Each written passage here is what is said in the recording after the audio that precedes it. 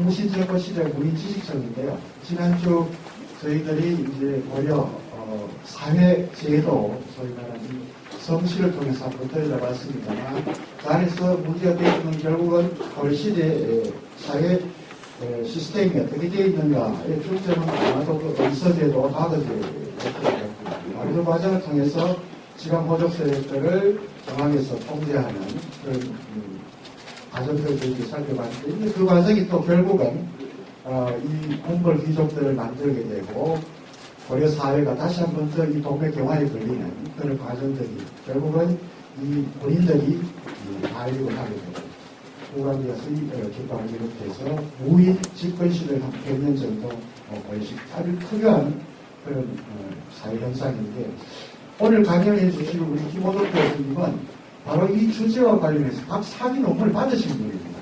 그래서 아주 이 부분에 전통하신 분이고 그래서 오늘 여러분들 정말 좋은 강의를 통해서 얘기를 듣고 또 질문을 통해서 많은 좋은 답변 받아가시길 바랍니다.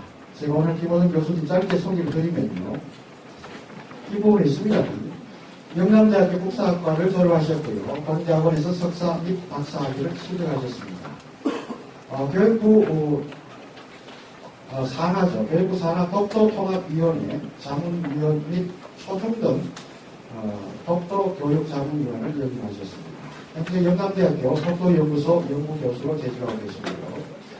저서로는 고려 무신 정권 시대의 문인지식청의 현실 대응, 영원한 독도인 최종덕, 한국 고중세 불교와 유교의 연구, 독도 영유권 확립을 위한 연구 등 다수가 있습니다. 우리 김호덕 교수님을 앞으로 모실 때 큰 박수로 환영 인사를 대신해 주시기 바랍니다. 예, 앞으로 모시겠습니다.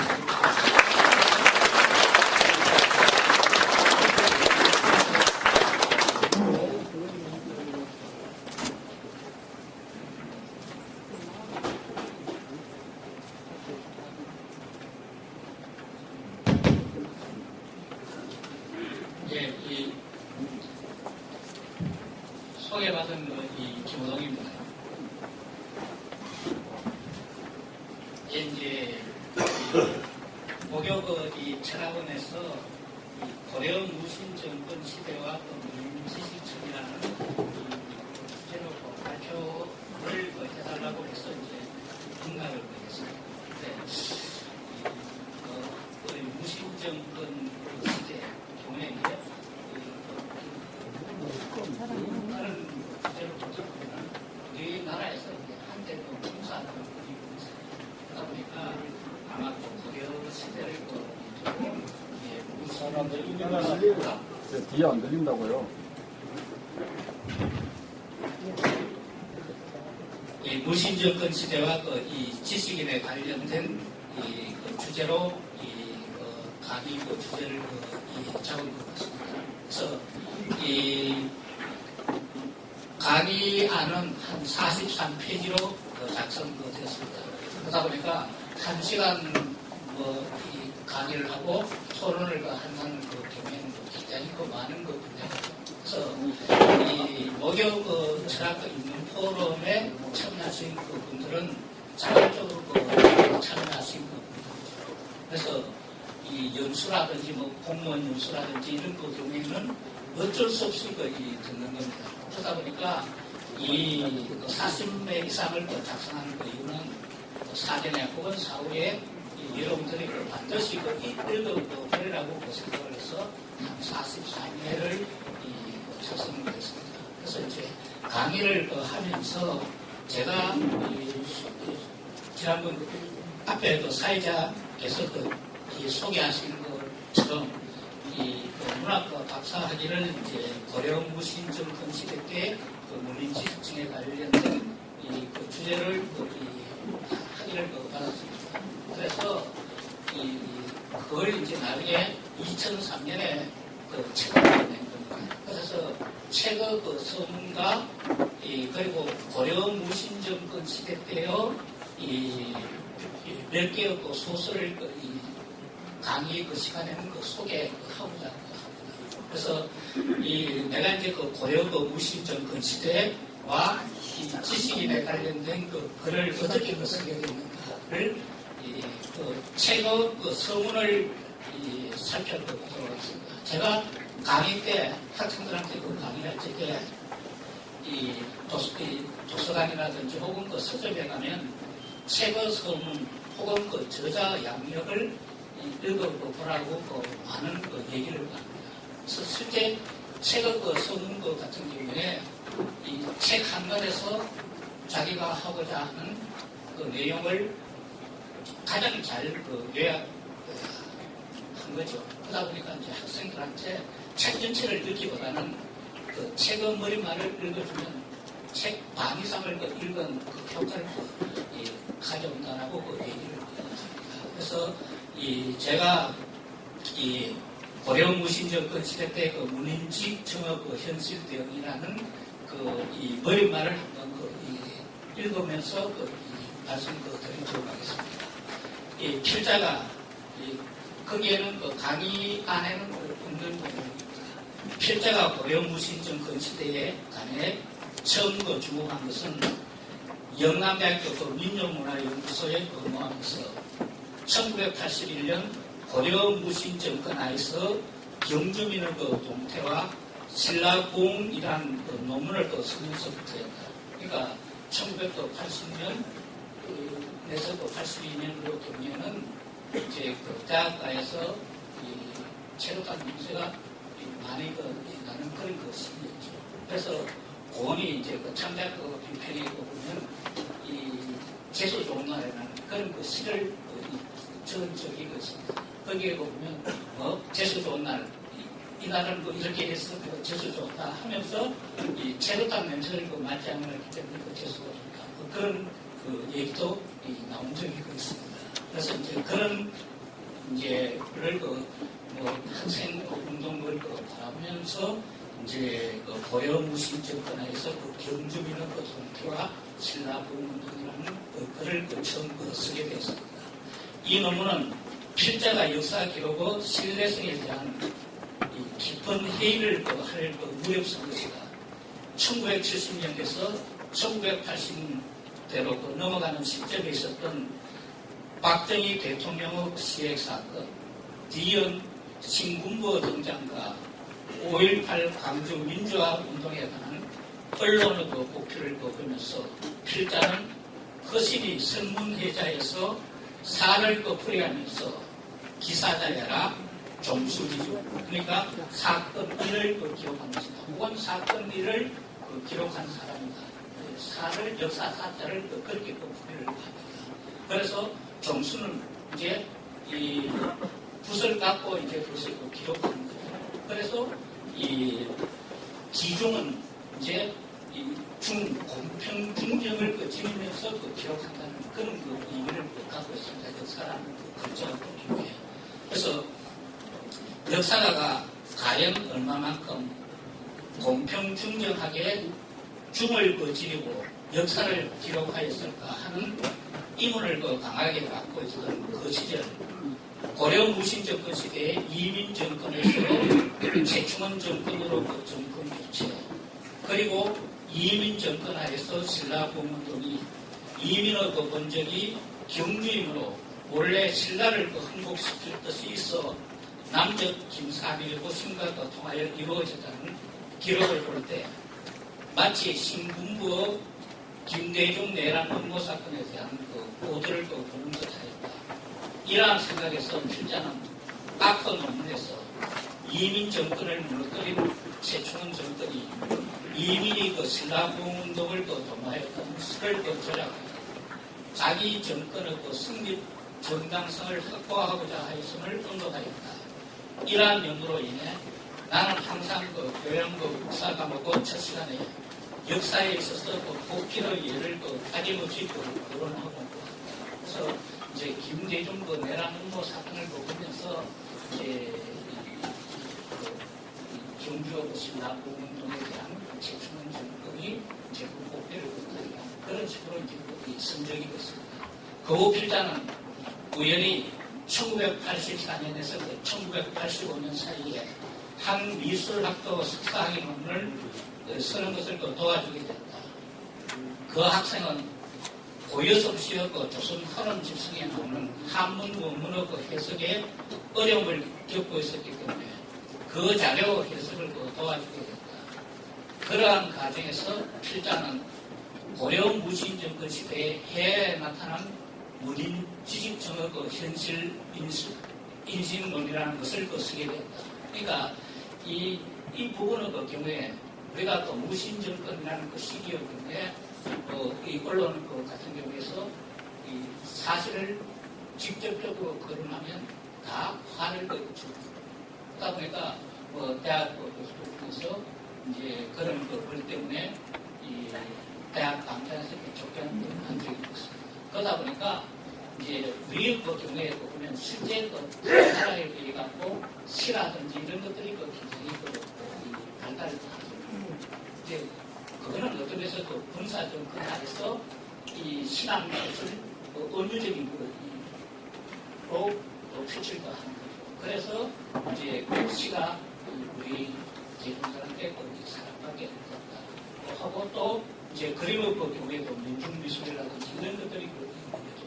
그래서 이 고려 그 무신정권 시대 그 경우에 이 시라든지 이런 것들이 크게 그 발달을 그리고 이제 그 시야 일치론에 의해갖고 이제 시의 뜻을 그대로 이제 그 그림에 그 옮긴다는 그런 그 시각을 갖고 있습니다. 그래서 이 고려 무신정권 시대의 그 그림을 보기는 이 정권에 대한 그 비판적, 은유적 그 성격이 강한 그 그림이 되었다. 그렇게 하면서 이제 이걸 쓰게 됐습니다. 이것이 하나 그 계기가 되어 무신정권 그 시대의 그 문인들의 문집인 이일로 그 파한집, 최자의 보한집, 인춘의 사집, 이교의 그 동북 이삼국 등을 그 많이 읽게 된다. 이러한 문집을 그 적극하려하여 고려 무신정권 시대 그 지방 통치의 현상을 그리고 고려 무신정권 시대 때 그 문인 지식인 반치민의 그 현실 인식 등을 쓰게 되었다. 그런 면에서 보면 이제 제가 문인 지식에 관련된 글을 쓰면서 주로 고려사 혹은 고려사 전료를 주자료로 활용을 하지 않았습니다. 방금 얘기했던 그 문집들을 주자료로 해석을 했습니다. 근데 이 문집의 경우에 고려시대의 문집과 조선시대 때의 문집을 비교할 것 같으면 특히 이제 무신정권 시대 때 문집의 경우는 시야집이 많습니다. 일로 파한집이라든지 이 체자 보안집은 시와 관련된 일화를 담은 책이죠. 그리고 이제 이 인춘의 사집이라든지 혹은 이리고 동북 이상국집에도 시가 굉장히 많습니다. 그래서 이 경우는 시를 통해 갖고 무신정권에 대한 비판적 내용을 담겨 있다고 생각을 하면서 이제 그런 것을 적극적으로 해석해 갖고 이제 글을 썼습니다. 그래서 제가 1970년대 혹은 80년대에 이 문집을 활용했을 때는 이제 이 고려시대의 연구자들은 주로 고려사와 고려사 혹은 금성문들을 통해 갖고 이제 정치사, 제도사 이런 경제사 등을 주로 하는 부분이죠. 그런데 이제 저는 어떤 면에서 그런 문집을 하려고 하다 보니까 어떤 면에서 자연히 이 주제로 이제 무인지층에 관한 그런 걸 쓰게 된다. 이렇게 이 말씀 드릴 수 있습니다. 네, 그러면서 이제 이 고려 무신정권 시대 때 1년의 작품을 쓰게 되었다는 것을 쭉 기술을 했습니다. 당초 박사학위 논문을 선거에는 곧 출판하겠다는 생각을 가졌지만 이제 겨우 내놓게 된 것은 개그러머 소치지만 역사에서 과연 지식인의 역할이 얼마만큼 사회 변력의 추동력으로서 기능하였는가에 관한 자기 질문에 대한 명확한 답변을 찾아내지 없었던 점 때문입니다. 그러니까 제가 1996년에 박사학위를 받았습니다. 근데 박사학위를 받을 적에는 곧 이제 한두해 내에 책을 내려고 생각을 했습니다만 2003년 1월에 책을 내게 됐습니다. 저는 그 점에서 보면 과연 이 네거리에 이 시대에 얼마만큼 이제 의미 있는 글인가 그런 의문을 가졌습니다. 그러다 보니까 몇 년간 책을 이제 내는 걸 미뤘던 겁니다. 더욱이 그렇게 실만 천연하다 보니 이 글이 현재 역사적 상황에서 부질없는 한편의 잡스러운 글이 아닐까 하는 생각만 했습니다.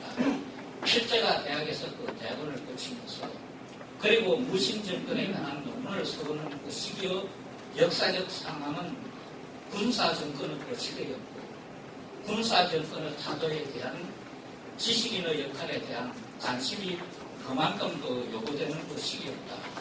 그러한 관심은 학계 일각에서 고려 무신정권 그리고 그 시기의 지식인에 대한 관심이 그만큼 고조된 시기였다. 그러니까 이게 보면 70, 80년대의 경우에 지식인에 대한 역할이 굉장히 점령하는 그런 시기였죠. 그러다 보니까 이제 무신정권 시대 때 그때면서 이제 그것을 들을 내주기 위해서 고려 무신정권 시대 그리고 이제 무신정권 시대 때 지식인들에 관련된 일련의 글들을 국사학에서 많이 발표를 했습니다. 그러다 보니까 이게 문인지식층이라는 말은 이게 고려 시대의 경우에 지식인이라는 말은 쓰지 않는 용어죠. 그거는 70, 80년대의 지식인의 역할을 투영돼서 이제 문인지식층이라고 하는 거죠. 그래서 이제 그런 부분을 해갖고 이제 고려 무신정권 시대 혹은 지식인에 관련된 글들이 많이 나왔습니다. 필자 일련의 작업 과정도 그러한 인식을 바탕으로 하고 있습니다. 그러나 군사정권이 무너지면 한국 사회의 모든 것이 잘되리라는 환상은 지금은 깨어진 지 오래였고 한국 사회의 미래에 대한 전망은 그렇게 밝은 것은 아닌 듯하고 그 속에서 지식인은 그 역할을 잃은 채 새로운 세계에 대한 전망을 내세우지 못하고 부여하고 있다. 특히 군사정권의 타도에 대한 정치적 상징이었던 김영삼, 김대중의 양립이 대통령의 당선된 후 그 후성을 드러내고 세계화에 함몰되는 것을 보면서 그간 지식인들이 무엇에 매달려 있었던가를 생각하며 선우성을 짓지 않을 수 없었다. 그것은 또한 마치 무신정권 시대에 왕도 정치를 열망했던 문인 지식층들이 몽고와 야파에서 먼집의 길을 들어가는 상황을 속절없이 보는 듯한데 이런 등등의 생각으로 인해 군사정권하에서 지식인의 현실 참여에 대한 사회적 위험을 담고 있었던 상황하에서 이루어진 필자의 연구 결과물을 세상에 내놓는다에 대한 주제를 하게 하였었다. 그것은 마치 만해 한용운이 일제시대에선 님의 침묵으로 분말해서 말한 것처럼 지금의 독자들에게 타고남은 죄를 맹세맞는 것과 같은 아무 의미 없는 일일지도 모른다는 생각이 들기 때문이다. 그러나 타고남은 죄를 맹세맞는 것처럼 무의미해진 이 글을 이제 세상에 내놓게 되었다. 이에 대한 변명을 늘어놓음으로써 책거리를 대신하고자 한다. 그것은 무엇보다도 이 글을 내놓음으로써 필자 자신의 젊은 시절 그리고 1980년대와 이 1990년대의 연구 작업에 매달려 연연하면서 역사에 대한 새로운 좌표를 설정하지 못하고 부여하는 필자 자신을 돌아보기 위한 의도이다. 이거를 통해 필자가 갖고 있는 역사에 대한 인식의 오류가 공계리에 정확히 지적된다면 아직 탈각하지 못한 필자 무지를 깨닫는 계기가 되리라고 봅니다. 그나마 이거를 내놓게 되는 자그마한 일을 찾는다면 첫째, 역사에서 지식인의 역할에 대한 기대감이 사라지지 않음 때문이요. 둘째, 고려 무신 정권 시대와 문인지 청업 현실대응을 통해 고려가 갖고 있었던, 나아가 한국 사회가 갖고 있었던 최대의 모순 구조가 중앙에 대한 여타지역 종속성의 있음을 밝히고, 중앙으로부터 종속화에 대한 지방의 상대적 자립성 확보 노력이 한국사 발전의 한 원동력 요소를 지적하고자 하는 데 있음을 인식하는 계기가 되었으면 하는 바람입니다. 그래서 이제 제가 이 글을 통해 갖고 이제 고려 무신 정권 시대 글을 쓰게 된 동기와 이 책을 미루어 갖고 이제 책을 출판한 계기, 그리고 이제 책을 내놓게 된 그런 변명을 이렇게 여러 넣었습니다. 그래서 이제 제가 이 책에서 얘기하는 건 우리가 이제 흔히 한국사에서 가장 큰 문제의 경우에 지역 갈등 문제를 다룹니다.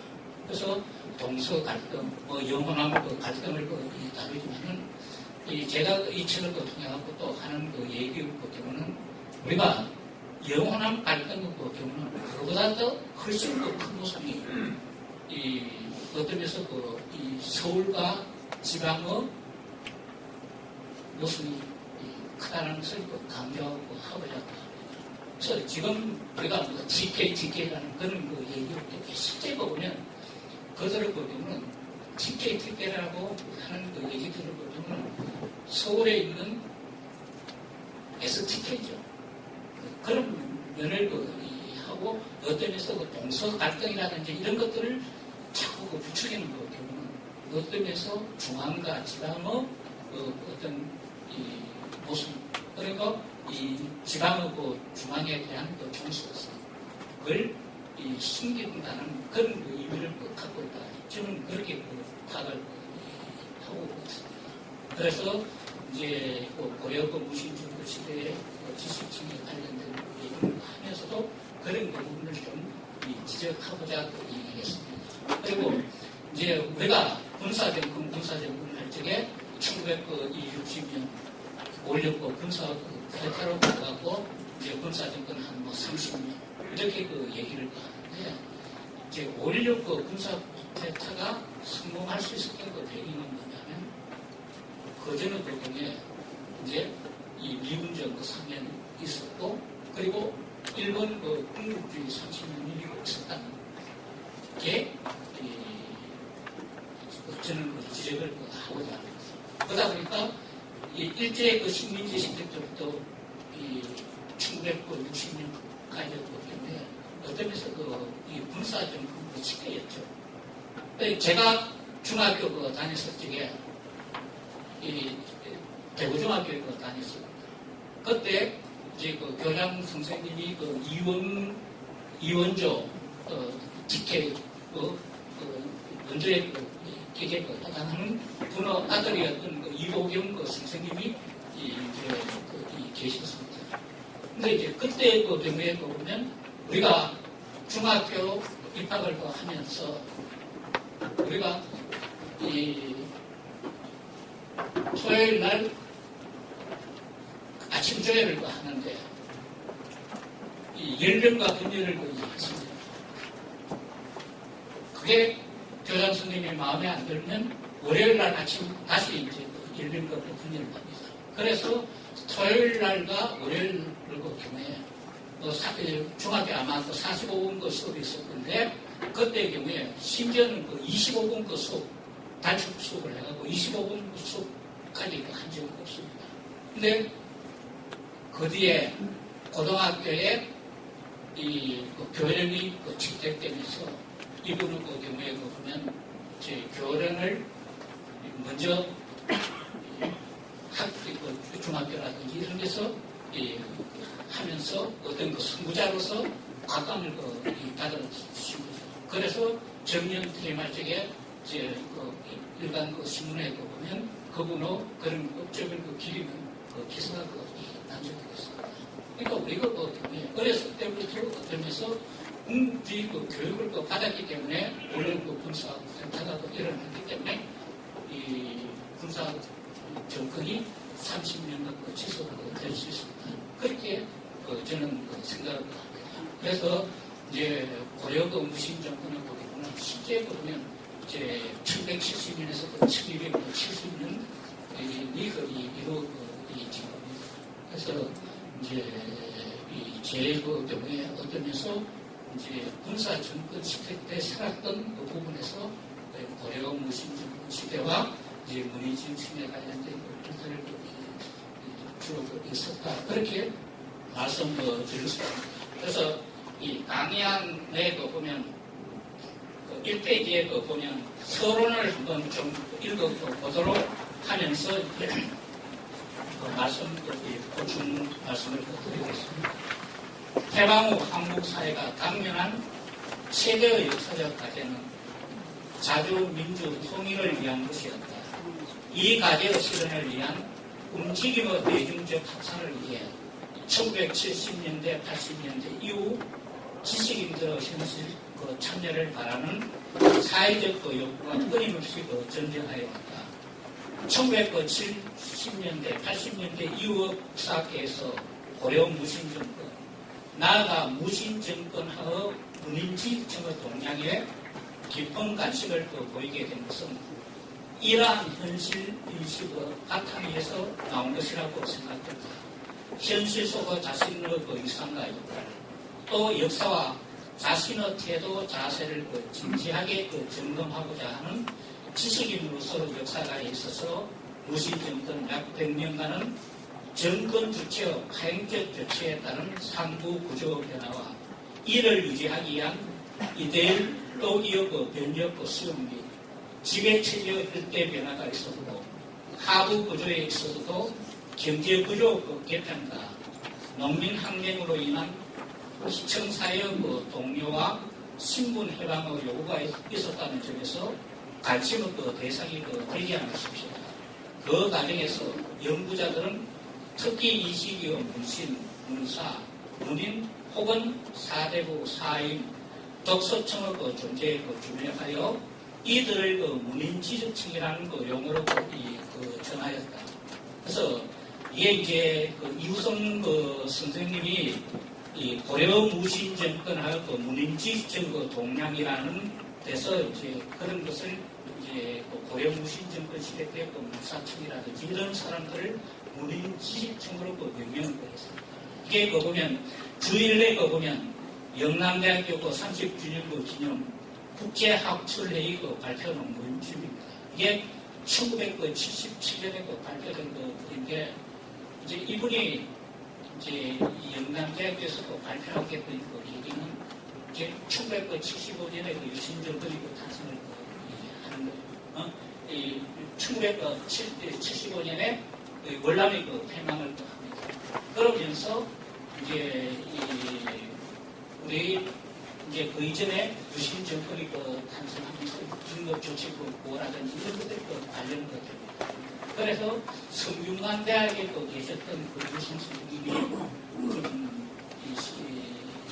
신민의 이역을 거쳐서 영남대학교에 잠시 내려와 있었습니다. 그래서 영남대학교 이 대학원도 국문과 학생들이 가르친 적이 있습니다.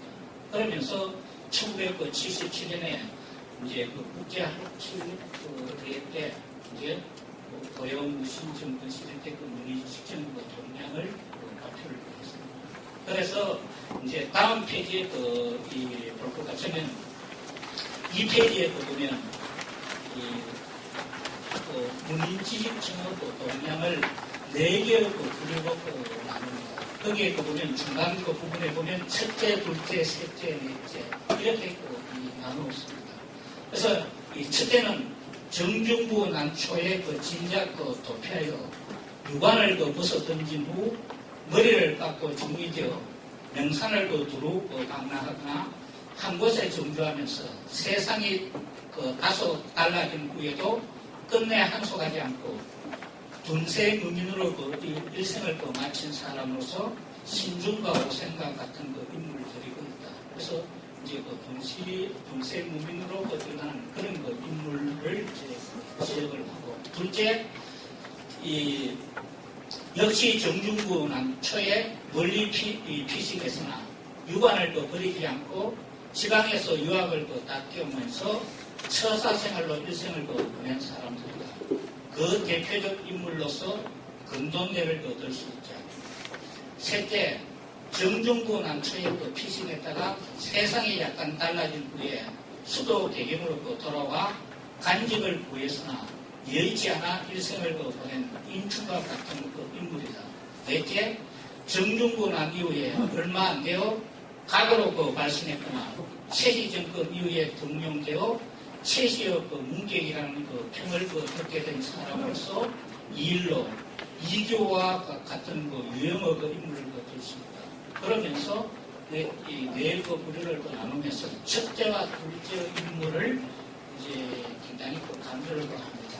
그래서 이러한 네 개의 유형 중에 첫째와 둘째 인물이 수적으로 많지는 않지만 이들이 끝내 무신정권과 타협을 거부하고 현실권 밖에서 자기의 주체성을 지키면서 청구한 일생을 살았다는 점에서 주목할 만한 가치가 있는 것으로 평가를 받고 있다. 그러니까 어떤 면에서 제아지식이라든지 그런 것들을 염두에 두고 이제 이런 지식인의 고려 무신정권 시대 때 지식인의 역할을 다룬 겁니다. 그래서 이제 이분이 이런 거를 발표한 된 계기는 1975년에 이제 베트남을 편향하고 난 뒤에 이제 이 남북국 시대와 최치원에 관련된 이 글을 썼습니다. 그래서 이제 남북국 시대의 경우는 7세기 중엽에서 10세기 중엽의 역사를 다룬 거죠. 근데 이제 남쪽의 신화와 북쪽의 발해를 상징을 하면서 신라를 남국으로 하고 이 발해를 북국으로 하고 합니다. 그래서 이제 이 남북국은 어떤 면에서도 보면 서로 민족 같은 민족인 것을 의식하지 못하고 당나라의 이의제의 정책에 있어서 논란했다. 그런 얘기를 했습니다. 그러면서 이 거기에 중에 최치원도 그런 인물이었다. 그렇게 얘기를 한 거죠. 그 부분하고 어떤 면에서 이 1975년도 내 베트남이 패망하고 난 이후에 이제 이 외세, 미국이라든지 혹은 소련에 논란하는 지식인에 대한 어떤 그런 메시지를 주기 위해서 지금 이 글을 썼습니다. 그러다 보니까 이제 그런 글들이라든지 이런 걸로 인해갖고 유승식가 서울에서 이제 좀 베개가 어려웠죠. 그러면서 이제 1977년도에 영남대학에서 한번 공을 담고 붙였습니다. 그러면서 이제 무신정권 시대 때 지식인의 역할에 대한 관련 글을 쓰고 있습니다.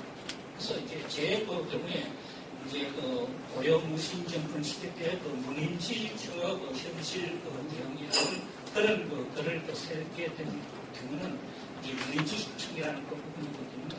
유승씨의 이제 규정한 그것을 통해서 이제 그렇게 받아들입니다. 그래서 이제 여기에는 보면 이제 이 지방향리층 그리고 이제 성역도 포함도 시켰습니다. 근데 고려 시대 성역도 보면 이 당역 최고 지식인에 속하는 거죠. 특히 무신정권 시대에 보면 과거를 통과한 이후에도 이제 승려가 된 해심이라든지 이런 사람들이 많이 되었습니다. 그러다 보니까 이제 지식인의 범주에 승려까지도 포함시켜갖고 이제 제가 이 글을 쓰게 됩니다. 그래서 이 전체적으로 이제 이 글에 담긴 내용은 이제 쭉 한 43페이지에 나타내었습니다만은 이제 목차를 두고 한번 이제 간략하게 소개를 하고 있습니다. 그래서 이제 제1장에 이제 무신 정권 시대의 이 문지식인 상을 그려내면서 무신 정권의 전개가 된다고 하면서 이제 여러분 책에 보면 이제 무신 정권 성립전의 전후 문지식층을 라고 얘기를 했습니다. 그래서 이제 무신 정권의 성립도 되면서 어떤 면에서 보면 무신 정권의 경우에 이 정변을 일으키면서 향후 정국을 어떻게 운영한다는 그런 명확한 이 목적의식이 없이 일어난 전쟁입니다. 그러다 보니까 어떤 면에서 보면 이 이방이고 그리고 정중부가 이 무신 정권을 일으켰지만은 그들 사이에 권력을 내고 다툼을 하고 그리고 실제 의종이 폐위되고 난 뒤에 명종이 옹립된 시기는 9일 이후입니다. 그러다 보니까 어떤 면에서 이제 임금을 폐위시키고 다음 왕을 공립에 대한 절탄 계획이 없어. 그러다 보니까 정변 이후 전국 운영에 대한 절탄 목적 의식이 없었다. 그러다 보니까 이제 권력 투쟁이 조력을 했다. 그런 게 무슨 그래서 이제 정중부 보면 가장 높은 간직 소유자. 그러나 이제 이방 2호 같은 경우에 그러면서 이 원력부 군사도 대차를 두고 볼 적에 이방 2호라든지 그 경우에 보면 이제 이 영광급에 해당하는 그런 느낌을 드리고 이 정중부 보면 어떤 면에서 장도연과 같은 그런 것들도 이제 모듈로 고치되는 그런 것입니다. 이렇게 이제 말씀을 드릴 수 있습니다. 그러다 보니까 이제 이방이 이제 실제 이제 실권을 장악했지만은 이 이방 정권 때 이 의종이 이제 폐위되고 난 뒤에 김보당이 난이 일어납니다. 그래서 이제 김보당이 난이 일어나면서 폐위되었던 의종을 이제 거제도에 유폐되었습니다. 근데 이 폐위된 의종을 이제 경주에 모시고 나옵니다. 그래서 의종도 고기 의종이 일어납니다. 그래서 이제 경주 출신의 이민에 의해 갖고 결국은 경주에서 의종이 시행이 됩니다. 그러다 보니까 이방 정권의 때문에 폐기된 임금이지만은 이제 이 왕조 위주 사회에서 국왕 위주 사회에서 어떤 면에서 국왕을 살해했다는 그런 정당성으로 문제가 일어난 거예요.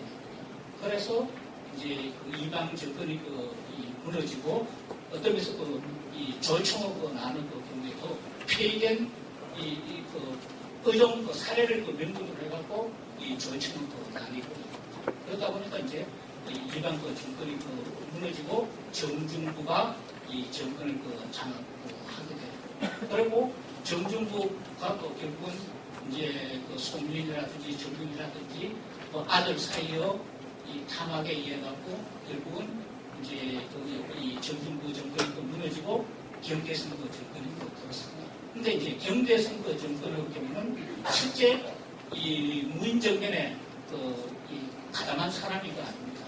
그러다 보니까 경대선 정권은 상당히 이해하겠죠. 그러다 보면 이민이 이제 들어서고 그러다 보니까 이제 권력이 자기 교체가 됩니다. 그래서 이 체제적 집중원이 이제 이민을 제거하면서 이제 체제 정권 4대 60년이 지속됩니다. 그러다 보니까 이제 그런 면에서 그런 과정에서 이제 지식인들의 그런 이 부분을 다뤘습니다. 그리고 당대의 문집에 나타나는 문지식상 경우에 이제 문집의 경우에 보면 이제 문지식 측의 그런 구체적인 이 신경이 시라든지 그림에 나타나는 거죠. 그래서 이제 그런 부분들을 지적을 해갖고 이제 무슨 문인들에 대한 그런 얘기를 했습니다. 그리고 이제 개별적 문인 지식층을 다루면서 이제 그 비판적 그 지식인 안치민의 그를 다뤘습니다. 그래서 이제 경주에서 이 살고 싶은 그 제약 출신의 이 안치민입니다. 그래서 이 부분의 경우에 되게 이 유성 선생님이 그 말씀하셨던 신전이라든지 오색이라든지 그런 그 부분은 어떤 면에서 지방사회의 그 숨을 들면서 후진 교육의 그 전념된 그런 인물들이 되고 비해갖고 어떤 면에서 그 정권에 대한 비판적 그 얘기는 거의 이 사례상에는 나타나지 않습니다. 그러나 안친이의 그 경우에 보면 이제 그런 그 비판적 이 심정을 많이 그 토론을 그래서 이제 비판적 그 지식인 안친인의 를 다루고 그 다음에 그 참여문신 그 이규보 그를 다룹니다. 이규보 경우는 어떤 면에서 그가 익힌 학문은 진보적 시각을 갖고 있는 그 학문입니다. 근데 실제 그 이규보 경우는 이 생각은 어떤 면에서 그 진보적 그 생각을 갖고 있지만 이 무신 정권에 그 참여함으로써 행동은 거기에 다르지 못하는 그런 인물이 이제 이 이규보이다. 그렇게 이 지적을 하고 그런데 이제 문학 쪽에서 보면 한문학이라든지 이런 그 경우에 이제 특히 그 북한의 그 경우에 이규보가 이 농촌 현실에 관련된 시라든지 이런 것들을 많이 남깁니다. 그래서 이제 그 북한의 그 경우에서 리얼리즘 그 문학을 창시한 사람이 그 이규보이다. 그리고 이 한문학을 그 전공하는 사람들 그 경우에 이규보가 이제 그 농민시를 썼다 하면서 농민시의 그 저자로서의 그 이규보를 좀 높이 그 평가를 합니다. 근데 제가 이제 이규보를 그 농촌 현실에 관련된 그 시를 쓴 걸 보면 이규보가 불우한 시절 혹은 정권의 이 아웃사이더에 위치할 적에 어떤 면에서 자기 그 정권에 그 참여하기 위한 그런 목적의식을 그 갖고 농민에 관련해갖고 가타간 것이다 라고 이제 저는 그 생각을 합니다. 그래서 이게 과연 농민신가 아니면 리얼리즘을 대표하는 그런 이규보입니다. 그 부분에 대해서는 좀 이제 비판적으로 다뤘습니다. 그 다음에 진울과 해심의 이제 승려죠. 근데 이 조계종을 창시한 진울 하고 그다음 이 수소사 조계종은 이대 법주가 있습니다. 그래서 진울의 경우에 고려 무신정권 시대 때 그 결사불교를 시도합니다. 그러니까 사회개혁적 의미를 갖고 있는 사람이 진울이다. 그렇게 이 얘기를 합니다. 그래서 이제 저는 좀 진울의 경우에 보면 좀 비판적으로 이제 언급을 하겠습니다. 그래서 진울이라든지 해심의 경우에 보면 제 입장에서 보면 이들의 경우는 정치 승리라는 거예요. 그러다 보니까 이제 그런 면에서 이 진울 핵심을 주목하면서 과연 이 시대의 결사불교가 이 사회개혁적 시각을 갖고 있는가 그런 의문을 표시했습니다. 근데 이 진울이 정의의 결사를 주창하지만은 선배에 합격하고 난 뒤에 실제 이 진울을 보면 이 정의의 결사를 주장하고 있습니다. 팔공산에 있는 고자함에 있는 덕제가 이 진울을 초청하면서 정의의 결사를 참여를 합니다. 그러면서 이민 정권이 붕괴된 직후에 이 팔공산 거장을 떠나가고 전라도 수성제사로 넘어갑니다.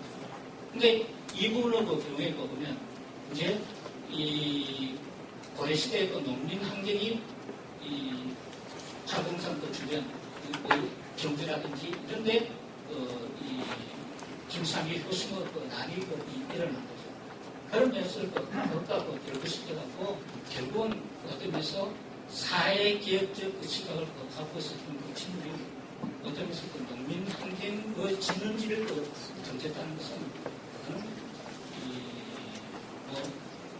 현실 개혁적 시각을 갖고 있지 못하다.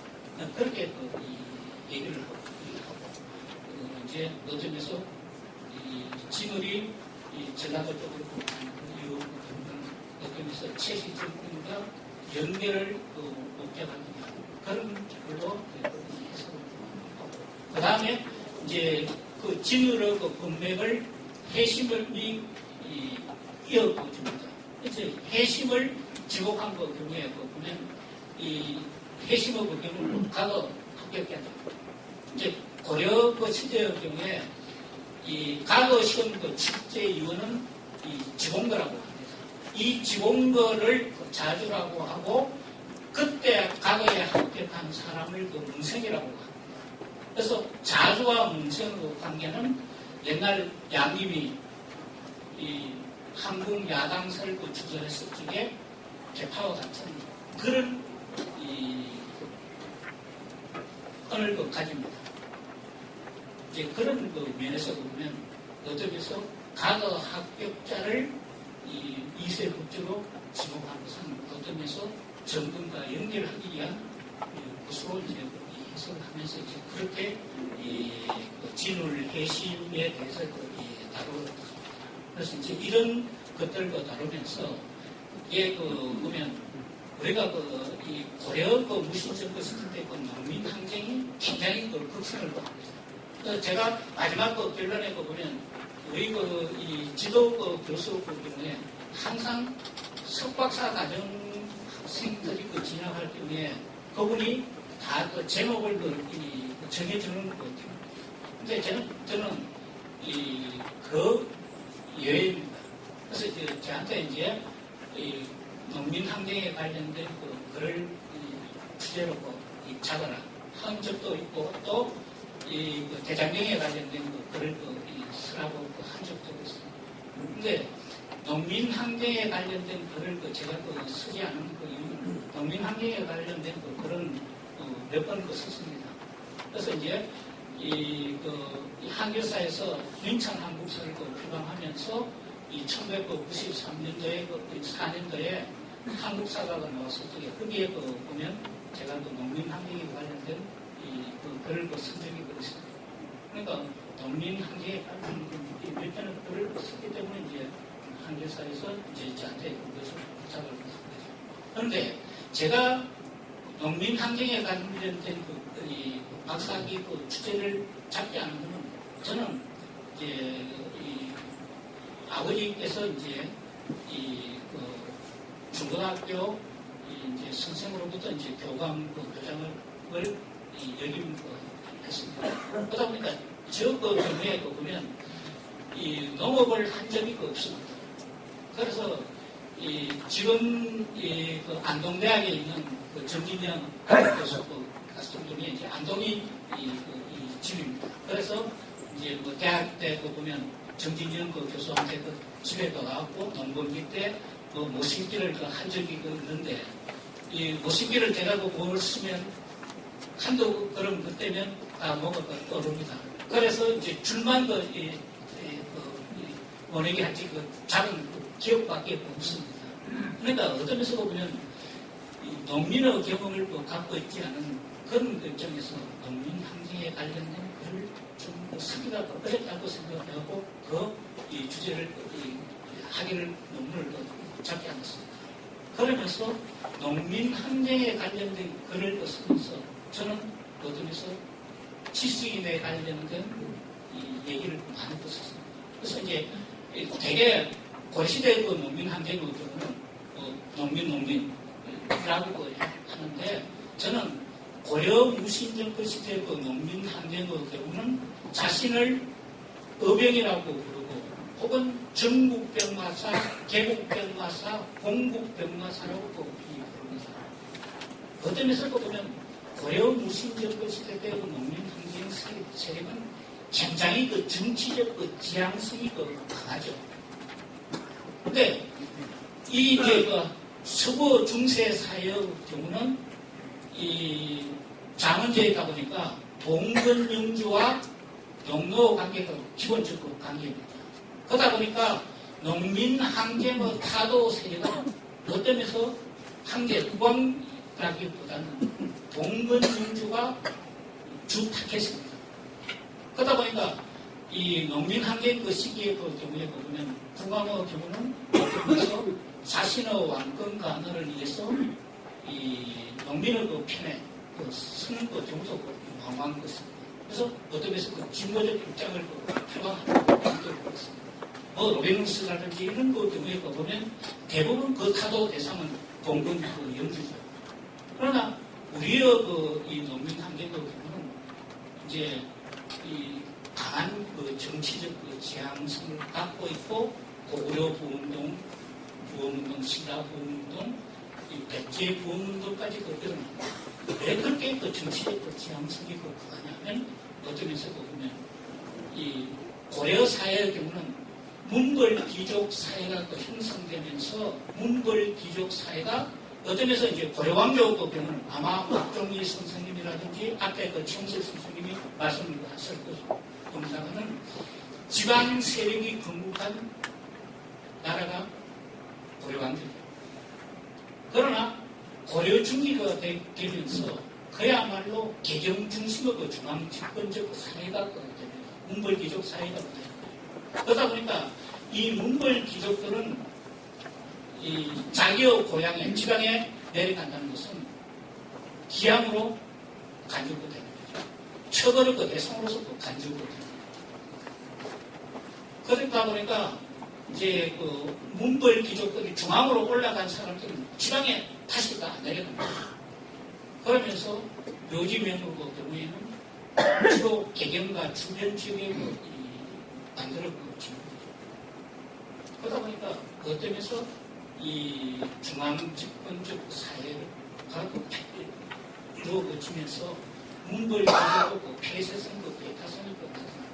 그러다 보니까 이 고려 이 왕조 창업에 참여했던 지방 세력들은 이 고려 중기 이후에 지배 세력으로서 이 상대적으로 박탈감을 느끼는 거죠.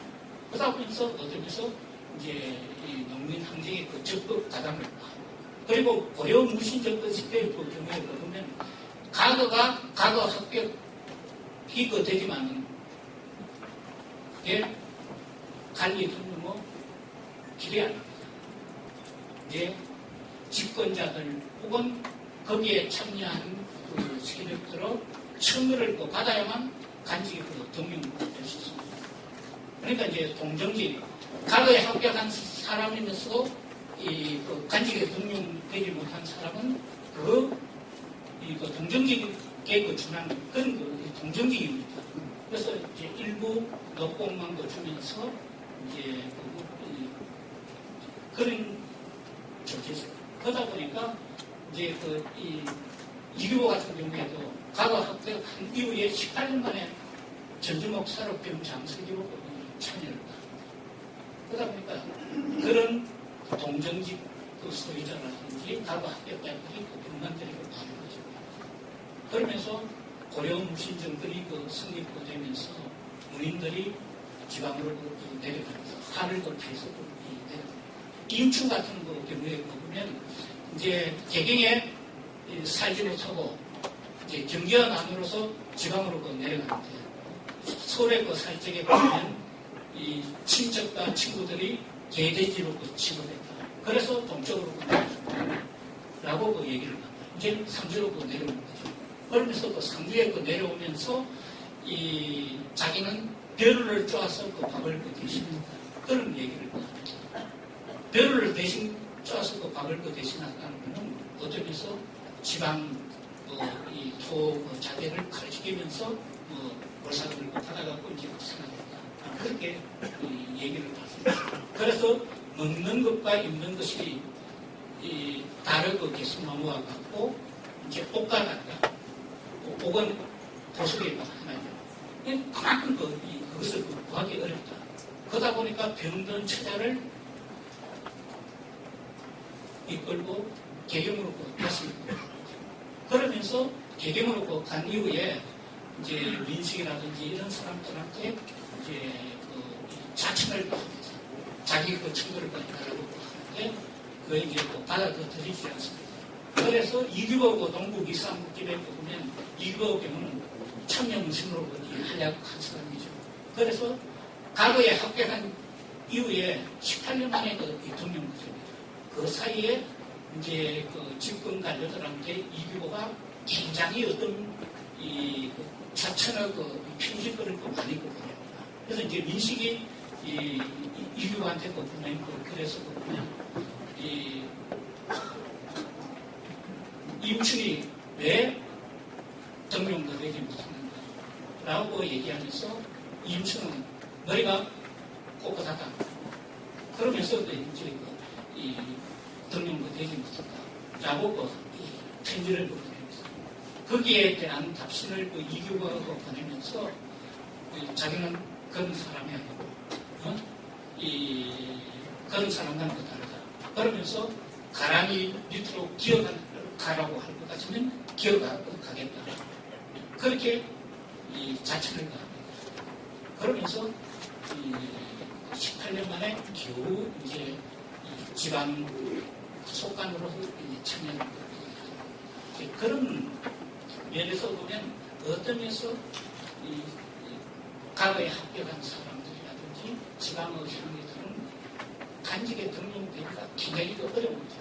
그다음에 상대적으로 박탈감에 이해가고 농민항쟁에 참여를 하는 거죠. 그러다 보니까 자신을 의원이라고 부르고 전국변호사, 나라를 바로잡겠다. 혹은 개국변호사, 나라를 도둑을치겠다. 공국변호사, 나라를 붙이겠다.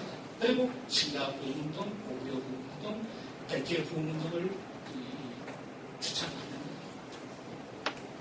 그러면서 이제 그때 보면 농민항쟁 경우에 망명자라는 단어가 많이 나옵니다. 이 망명자 경우는 그야말로 농민학원보다 이 망명자 경우는 어디면서 보면 아웃사이더에 그런 사람들이 농민항쟁에 참여하죠.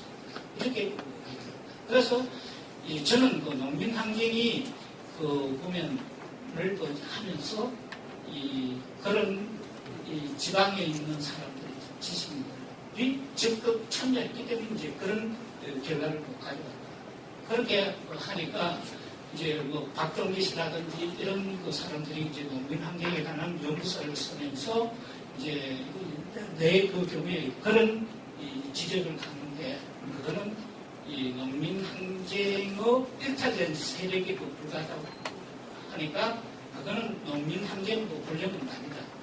그렇게 평가를 하는데 저는 어떤 면에서 보면 농민항쟁이 어떤 면에서 장기간 지속적으로 전국적으로 일어난 그런 것이기 때문에 지식인들이 적극 참여함으로써 고려운 무신주의 시대 농민항쟁이 가장 이제 어떤 면에서 소속해서 가겠다 이렇게 이제 얘기를 했습니다. 그래서 이제 그런 부분을 이제 좀 이제 하면서 제 얘기는 남겨두고 이제 현기는 제주 출신의 작가가 이제 불임시대라는 책을 썼고 그것을 나중에 이제 이 투명한 어둠 두 개의 장편 소설로 썼습니다.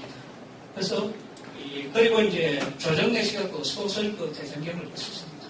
고려 무신 정권 시대를 다룬 책입니다. 그래서 이 책의 서문을 읽어보면서 이제 어떤 면에서 보면 이 지식인들의 역할을 다룬 이 주제입니다. 그래서 이 이제 책의 이 서문을 읽어보면서 아마 여러분들한테 이 책을 읽어보기를 좀 추천하고 거기에 대해서 좀 제 생각을 이 고려무신 정권 시대에 이분들이 쓴 책에 대한 좀 생각을 밝히도록 하겠습니다. 이제 현기론 씨가 어떤 역사 또 실종이라는 제목으로서 이제 불임시대라는 책을 썼습니다. 이 책의 경우는 작가 말을 한번 읽어보도록 하겠습니다. 한두 페이지밖에 안 됩니다.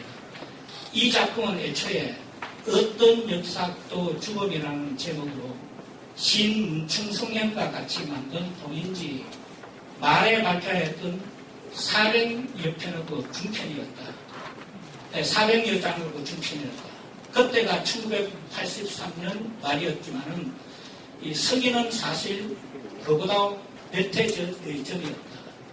그 작품에서 암울한 그 시기에 한 지식인의 자절을 죽음으로 처리할 수밖에 없었던 것은 경직된 상황에 대한 대응으로서 이 죽음이라는 유일한 선택을 신뢰했기 때문이었다. 그러나 이제 그것이 결국 허무의 도핌을 충고했던 주의의 우정과 또한 내 자신도 그 죽음에 대한 신뢰를 포기할 수밖에 없는 입장에서 다시 개작을 하면서 주인공의 죽음의 선택을 용납하지 않기로 했다. 이제 그가 허이의 삶에서 스스로 뛰쳐나온 후 어떤 선택이 가능할 수 있느냐는 문제에 대해서는 지금 생각이 서 있기는 하지만 그러나 그러한 생각에 대해 내 자신 한 번 더 성찰해볼 시간적 여유를 빌고 싶어서 우선 이 전편으로 마무리하여 내놓았다. 하찮은 작품을 써놓고 개작을 하는 일이 개작품이 일고 있는 요즘의 풍조에 한몫 끼는 것 같아 섭섭한데 더구나 어쩌면 이러한 개작이 내 삶의 궤적을 드러내는 것 같아 더욱 부끄럽다. 부디 허위의 역사에 대한 허무에서 자신을 구제하였던 이 역사학도 열망이 그를 사랑하는 이웃들과 더불어 새로운 세계를 이루는 데 한 몫을 할 수 있기를 기대한다. 그것은 작품으로서가 아니라 현실로서 말이다. 그렇게 되면 다시 후편을 쓰는 번거로움이 아니어도 될 것이다. 정말 후편을 쓰지 않아도 될 처지가 된다면 설령 한 편의 작품을 세상에 내놓지 못한다 하더라도 그것은 얼마나 다행스러운 일이 될까. 이 1987년도 현기론 벽에 썼습니다. 이게 이 어떤 역사학도 실종 혹은 그런 시대의 책의 경우는 이제 어떤 유신정국 시대 때의 지식인들 어떤 역사학도인 강철규와 그 친구인 윤상규 만현숙에 관련된 이 얘기입니다. 그래서 이 유신 정권 시대 때 지식인의 행태를 다루면서 어떤 면에서 이 고려 무신 정권 시대 때의 삼별초 난을 다룹니다.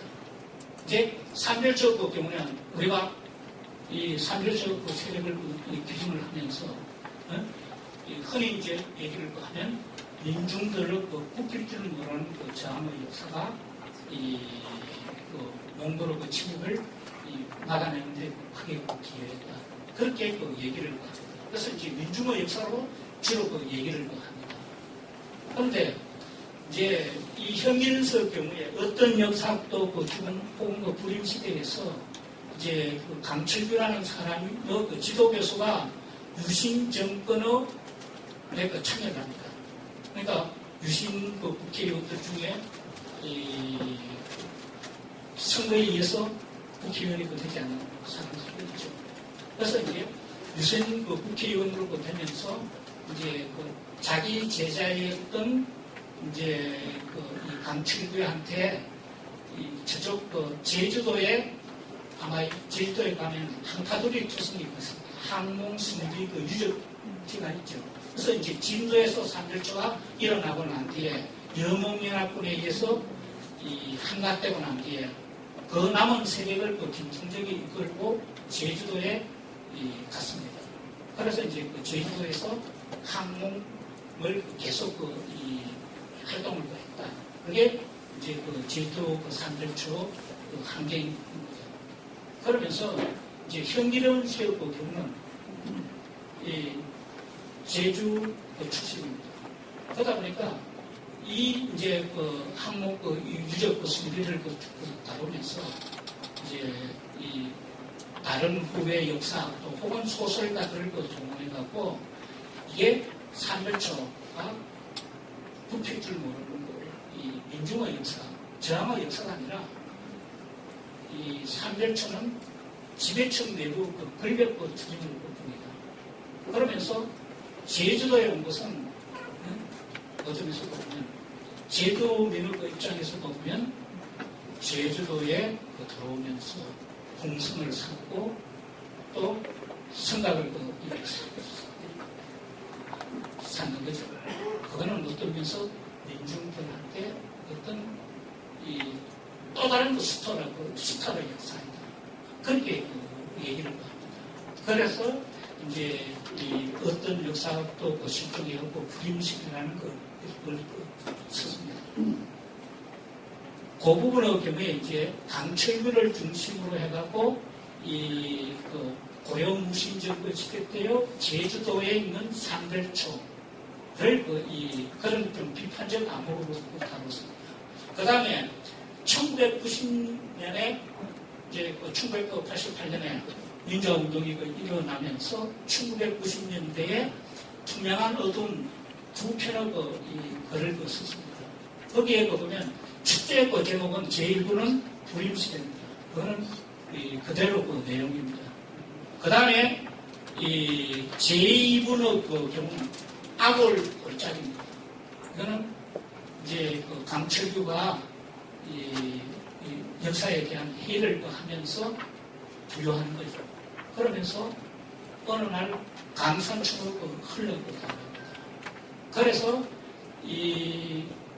그 항공순비 그 유적 정화 사업을 하면서 이제 후배 역사교가 그 산별초에 대해서 비판을 하는데 그 후배 그 친구가 이제 강산촌에서 노동운동을 합니다.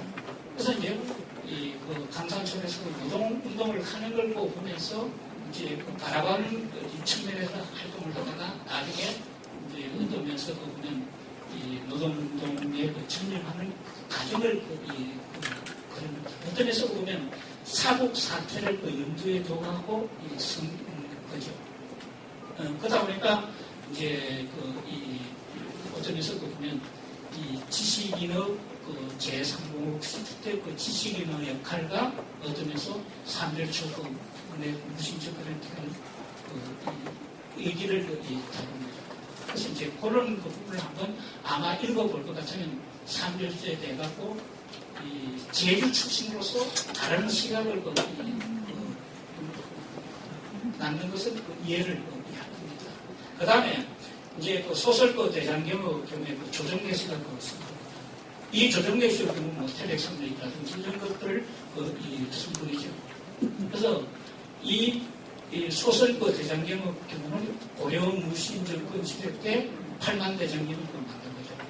몽고의 침략에 대해 갖고 권력을 동원해서 몽고의 격퇴를 위해서 우리가 팔만대장경을 만드는 거죠.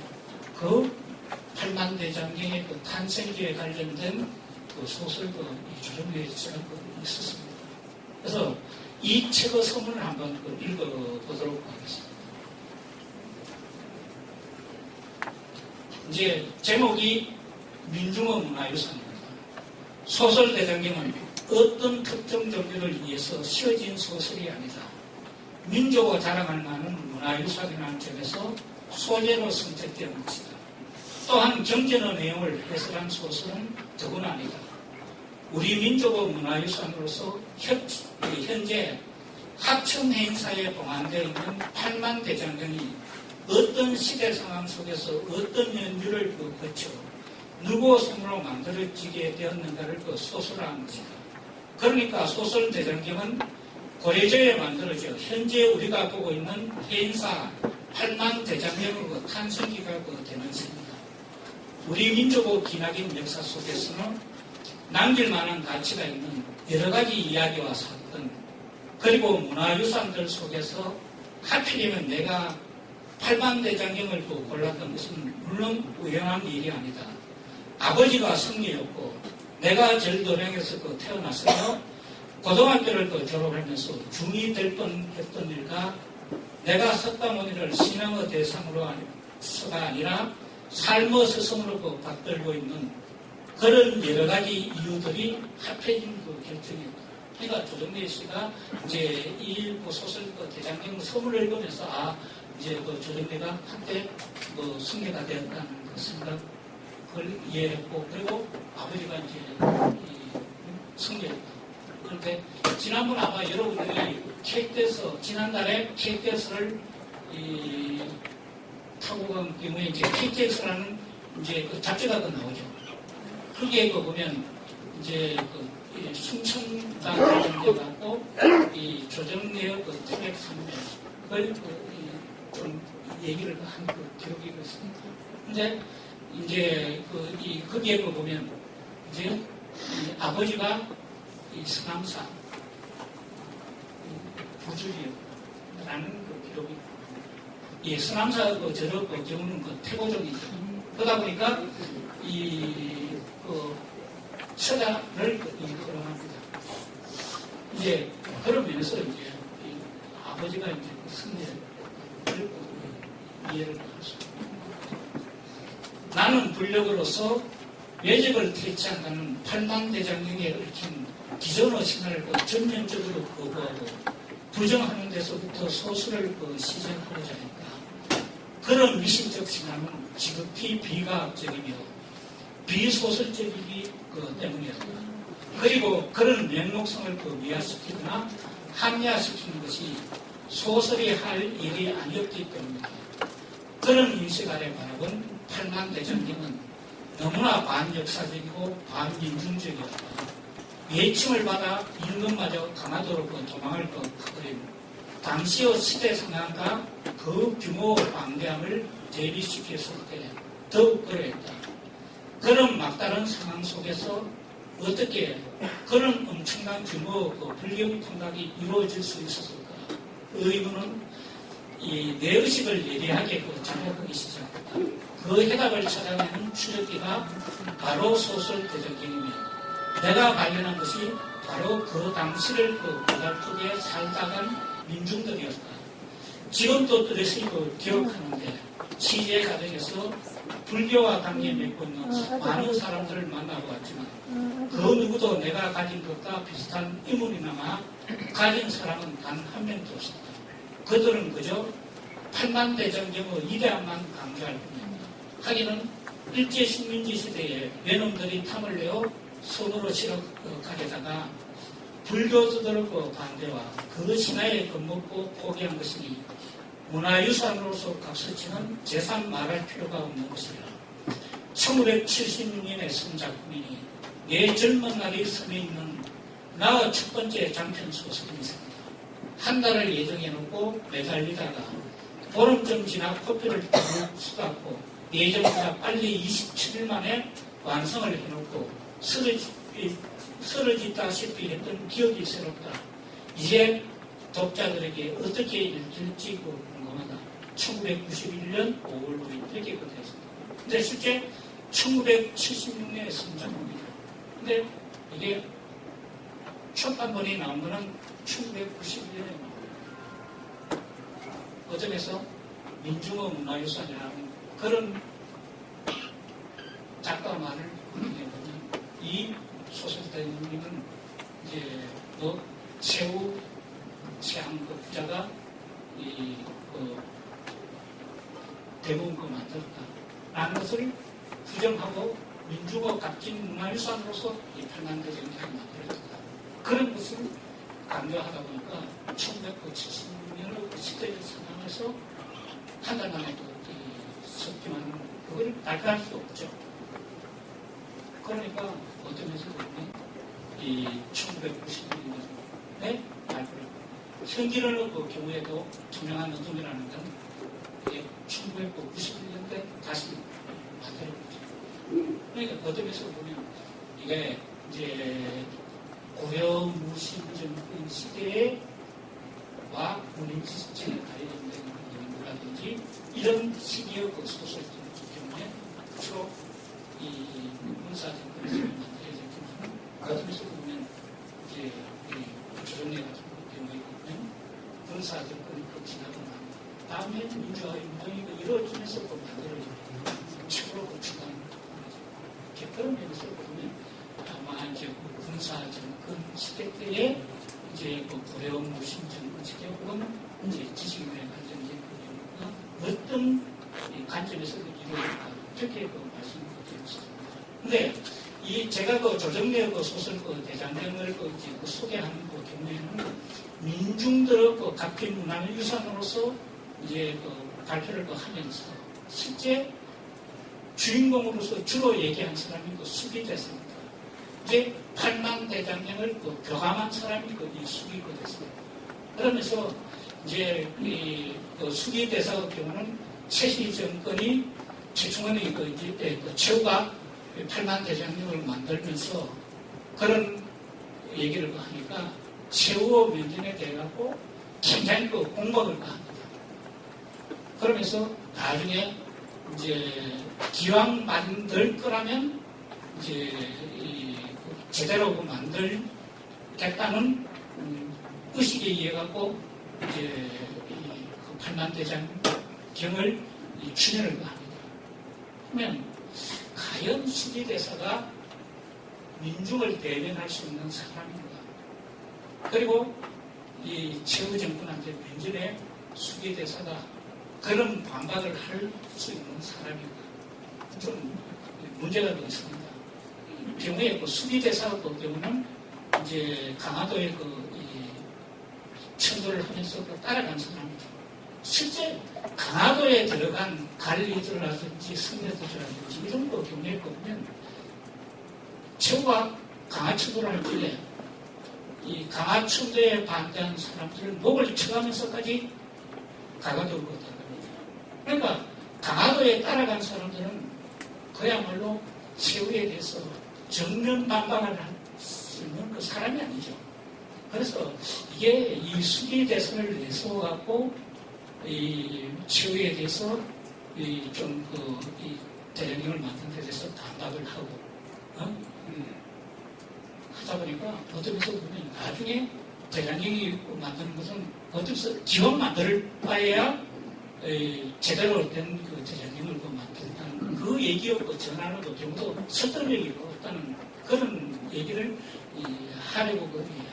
그래서 나중에 이제 소설 대장경을 보면서 과연 이 수기대사가 이제 그런 역할을 했던가, 이 조정래의 생각대로 그런 역할을 했던가, 그렇게 좀 가치 있게 읽어보시기 바랍니다. 그리고 현기라는 투명한 어둠을 소개한 경우에 보면 어떤 면에서 제주 출신이다 보니까 이 제주도에 들어온 삼별초 세력이 궁궐을 만들고 또 항공조선을 구축하면서 성벽을 상대하면서 이 제주민들로부터 어떤 면에서 억압을 가한 세력, 그러니까 세금을 받고 또 이 축성사를 동원했다. 그러다 보니까 제주민들한테 고달픈 삶을 끼친 게 삼별초선입니다. 그런 게 일면 일리가 있죠. 그러나 고려 이 시기의 경우에 우리가 이 계급적 모습 어떤 면에서 농민 환경이 일어나는 것입니다. 그러면서 몽골의 침입으로 인해 갖고 이 민족적 모습이 중첩되는 것입니다.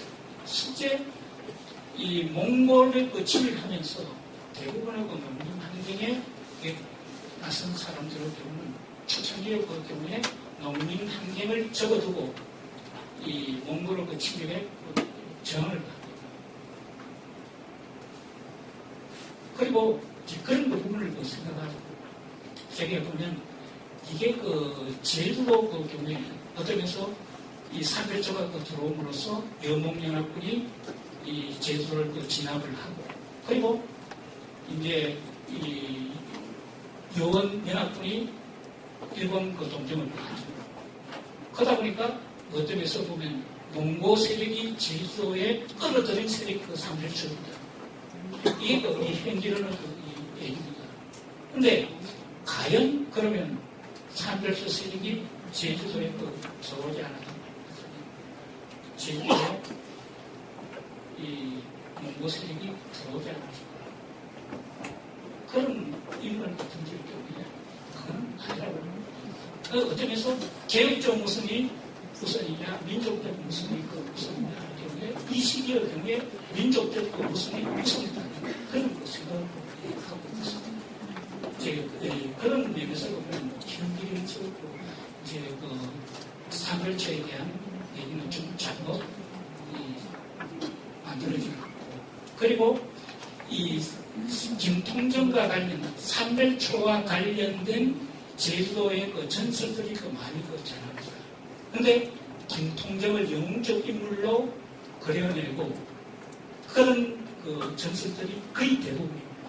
그러면 수탈자로서 김통정이 비춰진다고 할 것 같으면 전설 속에서 김통정을 영웅적 인물로 그려내지 않는 거죠. 그런 면에서 보면 이 현기로는 그런 이 기능한 흐름이라는 것은 좀 현기로는 그 경우는 제주 4.3 사태라든지 이런 것을 갖다가 훈련을 작품을 받습니다. 그러다 보니까 이제 거기에 너무 좀 착안을 해가고 고려운 무신 정권 시대를 좀 잘못 이해한 아닌가 그렇게 생각을 합니다. 그래서 이제 그런 그 얘기를 좀 들으면서 현기로는 그 중요한 힘을 한번 더 읽어보시기 바랍니다. 일단 한 5분 정도 그 15 질문을 하겠습니다.